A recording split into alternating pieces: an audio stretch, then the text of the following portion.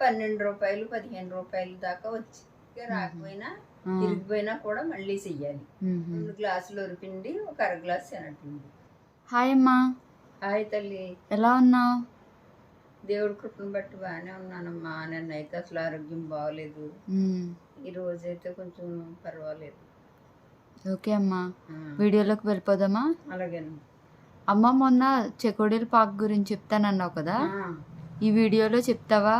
అసలు ఏం చేసేవారు, అసలు చెకోడీల పాక్ అంటే ఏంటి, దాని ప్రాసెస్ ఏంటో చెప్తావా? చెప్తానమ్మా. ఓకే, దానికంటే ముందు మా వీడియోస్ కనుక మీకు నచ్చినట్లయితే లైక్ చేయండి, కామెంట్ చేయండి, షేర్ చేయండి, ఇంకా సబ్స్క్రైబ్ చేయడం అసలు మర్చిపోకండి. అమ్మా, స్టార్ట్ చేద్దామా? అలాగే. ఓకే, చెప్పు. చెగుడీలు అంటే చెగుడీలు పాక అంటే అమ్మా, అక్కడ మాకు సావరాన్ని ఆడపిల్లలకి ఇంకా ఏది కుట్లని అయ్యాయని ఉండి కదా అప్పుడు. ఏదో టైం కాలక్షేపానికి అని ఇంకా ఏమి ఖాళీగా ఉండలేక అది చెగుడీలు అని చేసేవాళ్ళం అన్నమాట. ఒక అతను వ్యాపారం పెట్టుకున్నారు. ఓకే. మా పెద్దనాన్నగారు మనవడే ఆయన. అయితే వ్యాపారం పెడితే చెగుడీల వ్యాపారం అది 10 మంది పిల్లల్ని కేకేసి చేయించుకునేవారు. వాళ్ళతోటి రోజుకి ఎంత అని కొంత, అప్పుడు ఎంతో కాదు, రూపాయిన్నర డబ్బులు ఇచ్చి ఎంత అని పిండి ఇచ్చి దాన్ని చెగోడీలు నేర్చుకుని 4-5 రోజులు నేర్చుకుంటే పని వచ్చేది. వాళ్ళు నేర్పించేవారు. నేర్చుకున్న తర్వాత మంచిగా చెయ్యాలి కదా, అమ్మడానికి కదా అయ్యి. అందుకని మంచిగా అయ్యాక అప్పుడు ఎంత అని పిండి కొలత ఇచ్చి దానికి డబ్బులు ఇచ్చేవారు. అది ఇంకా మా సావరన్న ఖాళీగా ఉన్న ప్రతి అమ్మాయి ఇంకా అక్కడ కాసేపు చేసుకునేవారు అలాగా కాలక్షేపంగా. అదమ్మ చెగోడీలు పాక అంటే అది. అయితే దానికి ప్రాసెస్ ఎలాగంటే, ఇప్పుడు ఎవరైనా ఇంట్లో చేసుకునే వాళ్ళు కూడా చేసుకోవచ్చు. చెకోడీలు ప్రాసెస్ చెప్తున్నాను, చెప్పమ్మా.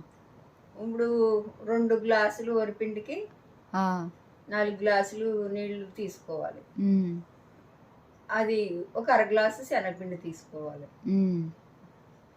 నీళ్లు మరుగుతున్నప్పుడు ఈ వరిపిండి శనగపిండి కలిపిన పిండి, అందులో కొంచెం ఒక నూనె చుక్క, కొంచెం సాల్ట్, నీళ్లు మరుగుతున్నప్పుడు కొద్దిగా ఫుడ్ కలర్ కావాలితే వేసుకోవాలి. లేకపోతే పసుపు అయినా వేసుకోవాలి, అప్పుడు కలర్ వస్తుంది. ఇప్పుడు వేసుకుని మరిగే నీటిలో ఈ పిండి వేసుకోవాలి. పిండి మనం ఎలాగైతే కుడుముల పిండి ఉడకబెట్టుకుంటాం అలాగే పిండిని అలా తయారు చేసుకోవాలి. అది సేమ్ కుడుముల పిండి లాగా అవుతుంది. ఆ పిండిని తీసుకుని చల్లారాక గట్టిగా ముద్దలాగా పిసకాలి. పిసికిన తర్వాత జిగురు వస్తుంది. జిగురు వచ్చిన పిండిని పక్కన పెట్టుకుని ముద్దలాగా చేసుకుని పక్కన పెట్టుకోవాలి. పెట్టుకుని పొద్దుటే ఏం చేసేవారంటే శనగపప్పు నానబెట్టేవారు. పచ్చిశనగపప్పు. ఇప్పుడు గ్లాసు 2 గ్లాసులు వరిపిండి తీసుకున్నాం కదా, 2 గ్లాసులు వరిపిండికి 2 గ్లాసులు పప్పు నానబెట్టేసుకోవాలి. అది కూడా 4 గ్లాసులు అవుతుంది. అప్పుడు అదంతా కూడా దాన్ని పట్టించాలి సిగొడీలకి. అది పప్పు నానబెట్టుకుని దాన్ని మళ్ళీ కొంచెంసేపు ఆరబెట్టుకుంటే తడి పొడిగా అవుతుంది. అది ఆ పాకలో ఒక 10 మంది 20 మంది పట్టి పాక ఉండేది. ఈ మిషన్ బల్లల్లాగా ఇంతంత బల్లలో ఒక 5-6 బల్లలు ఉంది. ఆ బల్లకు వచ్చి 2-3 కూర్చునేలాగా మధ్యలోనేమో పప్పు వేసి ఇంతంత పిండి ఉండల కింద పెట్టి 2 కేజీలు అనమాట అది కొలత. తూకం చూసి ఇచ్చేవారు. ఇస్తే మేము అప్పుడు లైన్ గా ఎవరి ప్లేస్ లో వాళ్ళు కూర్చుని ఈ చెగోడీలు చేసేవాళ్ళు. అది నైస్ గా చెయ్యాలి. ఆ పప్పు అంతా కూడా అందంగా దానికి పట్టాలి. అది వ్యాపారం కదా, మళ్ళీ మంచిగా రాకపోయినా అవి బాగోపోయినా వాళ్ళు తీసేస్తారు. అవి మళ్ళీ మనం చేసి మంచిగా చెయ్యాలి. ఇరిగిపోయినా కూడా దాన్ని అతికించి మళ్ళీ చెయ్యాలి మనం. అలా చెయ్యాలి. అది పని అయితే ముందులో అలవాటు లేకపోతే చాలా పని అని అనిపిస్తుంది. అది పని వచ్చాక అయితే పని పర్వాలేదు అనిపిస్తుంది. నువ్వు ఇది వరకు చాలా ఈజీగా చేసేదాన్ని కదా చేసేదాన్ని ఇంట్లో. కదా, అది ఇంట్లో ఆ ప్రాసెస్ వచ్చిన వాళ్ళకైతే ఈజీగా ఉంటుంది చెగోడి. మరి కొత్తగా చేసుకునే వాళ్ళకైతే పప్పు పట్టించడం కూడా రాదు. రాదు. అది అలవాటు అయిపోతే ఇలా ఇలా పట్టించగానే పప్పు దాన్ని అతుక్కుపోద్ది. అమ్మ నీకు తగ్గాక మళ్ళీ మాకు చేసి చూపిస్తావా? అలాగేనమ్మా, ఒకసారి చేసి చూపిస్తా. వీలైతే చేసి చూపిస్తా. ఓకే అమ్మా. అది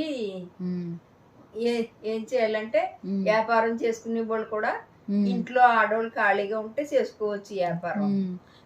ఇంట్లో తింటాక చేసుకునే వాళ్ళు కూడా నేను కొలత ఎలా చెప్పానో ఆ కొలత మీద చేసుకుంటే సిగుడీలు బాగా వస్తాయి, గుల్లగా మంచిగా బాగుంటాయి. అలా చేసుకుని అప్పుడు మీరు చేసేవారు కదా, రోజుకి ఎంత ఇచ్చేవారు? రోజుకి రూపాయిన్నర ఇచ్చేవారు. అది ఆ రోజంతా అక్కడ చేస్తే అప్పుడు రోజుల్లో ఆ డబ్బులే ఎక్కువ దేనికో దానికి వస్తాయి కదా అని ఖాళీగా ఉండలేక అందరూ కూర్చుని చేసేవాళ్ళు. మేము మాకు కాలక్షేపం అయ్యేది. మెయిన్ ఏంటంటే ఖాళీగా ఉండటం చాలా బోరింగ్, అసలు బాగోదు. అండ్ పాకెట్ మనీ కూడా వచ్చేది కదా, వచ్చేది.